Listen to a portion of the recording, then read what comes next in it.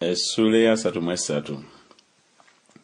Yakobo n'ayimusa amaaso ge n'atunula, era laba Esawu ng'ajja n'abasajja 4 awamu naye.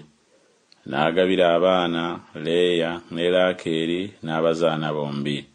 N'ateeka abazaana n'abaana baabwe mu maaso, n'abaddiriza Leeya n'abaana be, n'aviisaako ennyuma Laakeeri ne Yusufu. Naye yennyini n'akulembera mu maaso gaabwe, n'avunnama emirundi 7 okutuusa bwe yasemberera muganda we. Esawu n'adduka n'ambira okumusisinkana, n'amukwata mu ngalo, n'amugwa mu kifuba, n'amunywegera, ne bakaaba amaziga. N'ayimusa amaaso ge n'alaba abakazi n'abaana, n'ayogera nti, "Baani bano abali naawe?" N'ayogera nti, "Abo be baana Katonda be yawa omuddu we olw'ekisa." Abazaana ne balyoka basembera, bo n'abaana baabwe ne bavunnama. Era ne Leeya n'abaana be ne basembera ne bavunnama. Yusufu ne Laakeeri ne balyoka basembera ne bavunnama.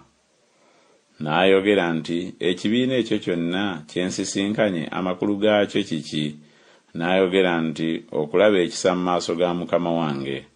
Esawu n'ayogera nti, "Bye nnina bimmala muganda wange, by'olina bibe bibyo."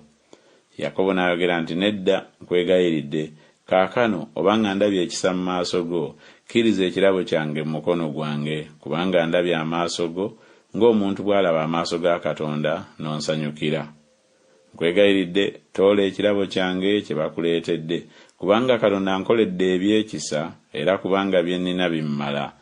N'amwegayirira, n'akitwala. N'ayogera nti, "Tukwate ekkubo tugende, nange naakukulembera." N'amugamba nti, "Mukama wange amanyi ng'abaana tebalina maanyi, era ng'endiga n'ente eziri nange ziyonsa, era bwe bali bigoba ennyo ku lunaku olumu, ebisibo byonna birifa.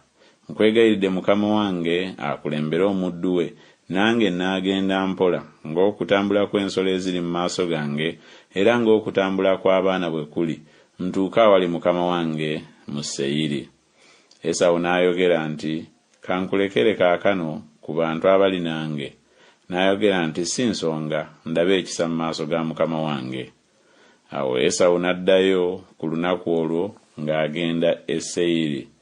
Yakobo n'atambula n'agenda e Sukkosi, ne yeezimbira ennyumba, n'akolera ensolo ze engo, erinnya ly'ekifo kyeriva liyitibwa Sukkosi. Yakobo n'atuuka mirembe mu kibuga kya Sekemu ekiri mu nsi ya Kanaani.